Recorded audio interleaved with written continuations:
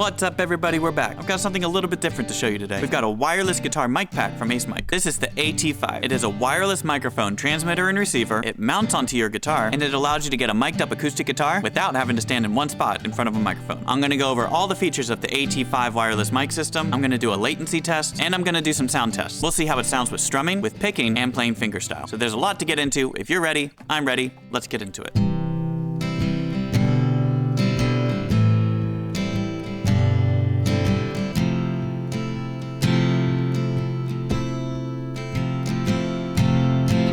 The AT-5 is a wireless microphone, transmitter, and receiver pack. The mic and transmitter mount right onto your guitar, and the receiver plugs into your input. So you can go right to a soundboard or an interface. It has up to 6 hours of battery life. Batteries are built in. You can charge them with the included USB-C cable through the USB ports on the unit. It has up to 130 feet of range. It claims to have under 6 milliseconds of latency, but we'll test that out later to see if it's true. And it transmits over UHF, which is a good thing. The UHF range is a lot less crowded than like the 5.8 gigahertz or 2.4 gigahertz. So you're gonna have less interference, less dropouts, and you tend to have less latency in the UHF range. This unit can pick between 16 different channels, so there's probably going to be something for you. If we look at the microphone, it is a unidirectional condenser mic, which is mounted on a gooseneck. So you mount the transmitter to your guitar, then you can position the mic wherever you need it to go with the gooseneck. This mic pack comes with some Velcro adhesive to mount it to your guitar. Before I put anything on my guitar, I held the microphone up, played in front of it, and listened to what sounded the best. And then I found a spot on the guitar to position that microphone in that preferred spot, and without it being in the way of my fretting hand. So I ended up going with this spot between the neck and the control panel. Then I was able to aim the mic down, pointing towards the fretboard, right above the sound hole. That was just my preference. You can mount this wherever you want. And that seems to be a good position for me because it's not in the way of my fretting hand or my picking hand. So I can strum away without hitting this thing. And when you're ready to put the guitar back in the case, the mic and transmitter slide off, leaving the mount on the guitar. And I was able to get the guitar back in my case with no problems with the mount staying on. And then when you're ready to play again, you pull the guitar out, slide the mic on, and you're good to go. The receiver is really straightforward. The unit has a built-in 1/4-inch output, so it plugs right into an interface or a mixer. You can navigate through your 16 channels on the receiver. And you also have the sync switch on the receiver, and the mic and the transmitter sync through RF. You hit sync and hold the RF sensors close to each other, and they sync right up. And that's pretty much it. It's pretty much plug and play. Turn the units on, plug it in, set your gain, and you're good to go. Before we get to sound demos, we have to test the latency. Because it doesn't matter how good this thing sounds, if the latency is off,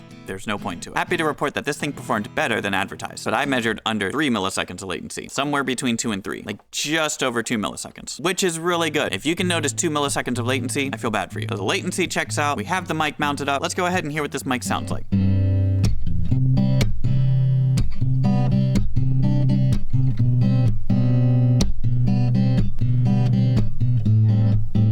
For all of these sound samples, there's going to be no compression and no EQ on the signal. I will match the volume on the clips so they're more consistent, but beyond that, there's no post-processing on these clips. You are hearing just the dry, unprocessed signal of the microphone. And I think it does a good job of capturing what this guitar sounds like.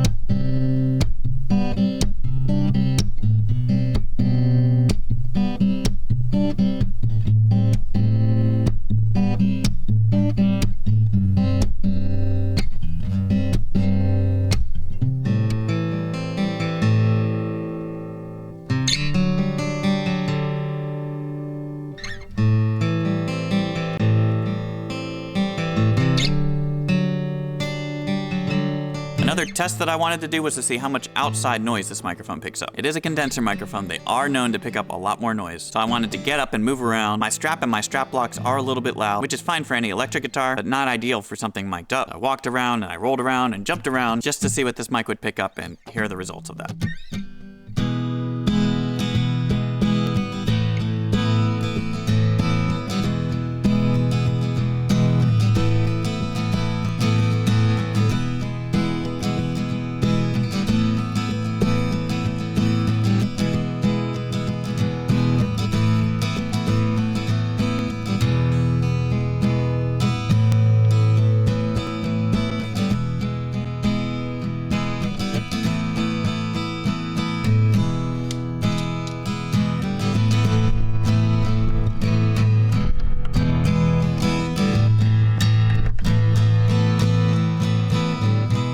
So I think if you're just walking around or something like that, you're good. If you're gonna roll, jump around, or do some backflips.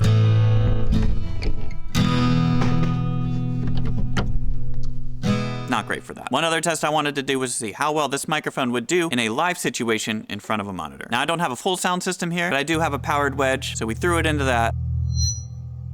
And I would not recommend using it on stage like that, which I'm not surprised by because it's a condenser mic. And throwing a condenser mic into a monitor is never really a good idea. So I think this mic thrives in a recording situation. And if you're gonna take this live, probably gonna have better results using in-ears than floor monitors. So overall, I think this mic pack is really cool. Set it up, plug it in, and play. I think the microphone does a good job capturing this guitar sound. I wish I had it a couple years ago when I was playing acoustic gigs. This would have come in handy. And I think that's all I have for you. So if you have any questions for me, go ahead and leave a comment and I'll try to get back to you. If you wanna learn more for yourself about the AT-5, I'll have a link in the description and links to everything else I use in the description as well. Thank you all for watching this video, and I hope to see you in the next one.